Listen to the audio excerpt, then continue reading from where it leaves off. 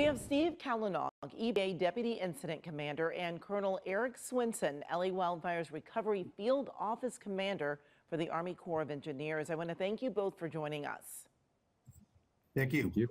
Now, the EPA and the Army Corps of Engineers are no stranger to responding to disasters, but what challenges have the LA fires presented, and have your agencies been able to handle the magnitude of them? Because these are huge fires.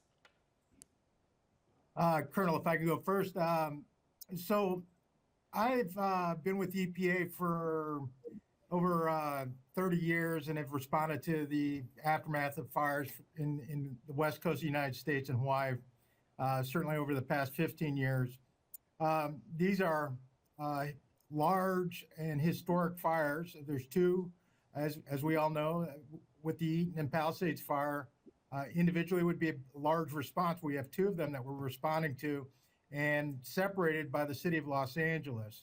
Multiple local jurisdictions, the logistical challenge of getting to and from both locations.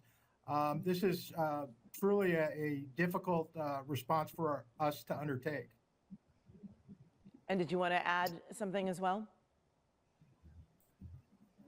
Yes, if I could go, I think, as Steve said, these are wildfires of enormous proportions, far greater than anything that the Corps has done in the past in terms of wildfire recovery.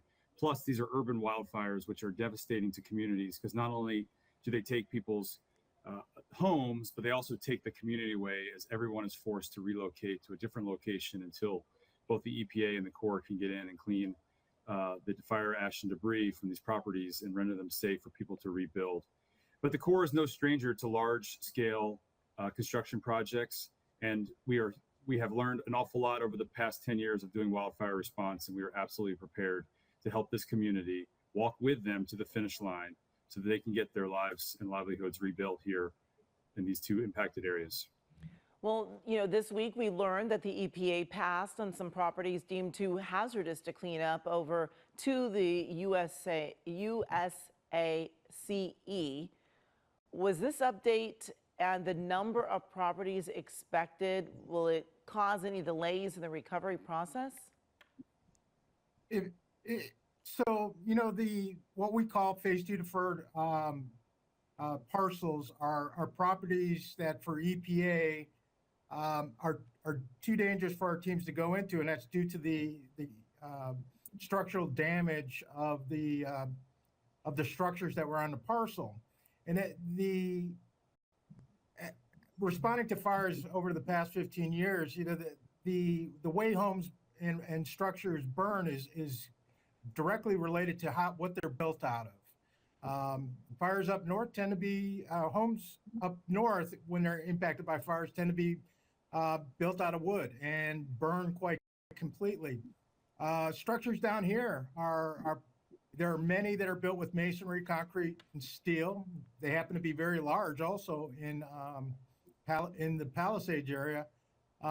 Further, many homes down here, unlike other parts of the state of California, have basements, which presents a unique challenge. So to get in there safely, we'll work with the Army Corps as they bring in their heavy equipment to delayer and allow us to get to the hazardous materials in our effort to support the Corps' work.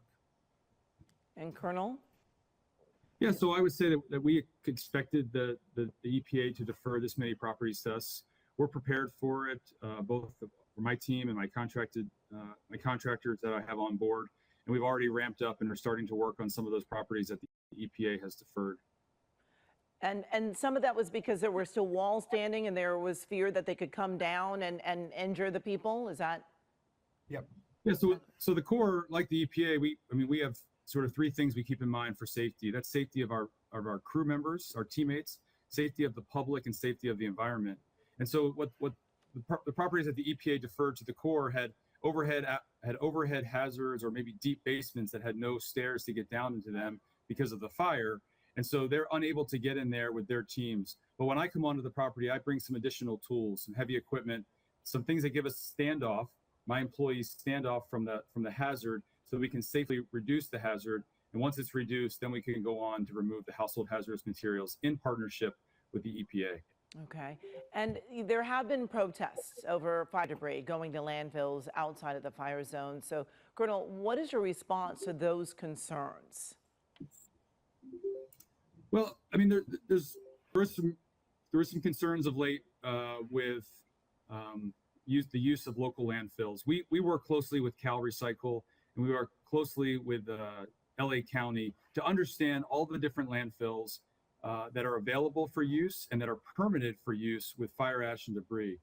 And so we give our contractor the mission to safely remove fire ash and debris to a properly permitted either landfill or in the case of concrete, clean and recyclables, to get it to a recycling center where it can re-enter the supply chain.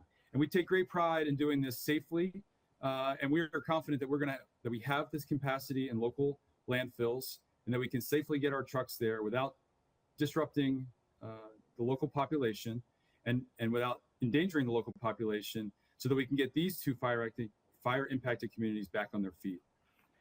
And what's your message or advice for residents who are anxiously waiting to rebuild and return to their communities? Well, my advice is to just be a little bit patient. We are working as quickly as we safely can. We have a dedicated team, and I'm scaling my operation up so that I can get this done as quickly as possible. You know, we anticipate having all the fire ash and debris removed within 1 year anniversary of the fire, and for many, many of the survivors, it will happen much quicker than that. In fact, I was out there this morning, and there are properties being cleared of their primary debris as we speak, and that number is only going to increase as we ramp up the number of crews to accommodate the number of rights of entry that we have for people that have opted into our program. And Steve, would you like to chime in? You know, this is truly a team effort between federal, state, and local partners to work together to effectively and as quickly as possible help these communities get back on the road to recovery. We are in constant coordination with all the partners here on this response and closely coordinating our work with the Army Corps.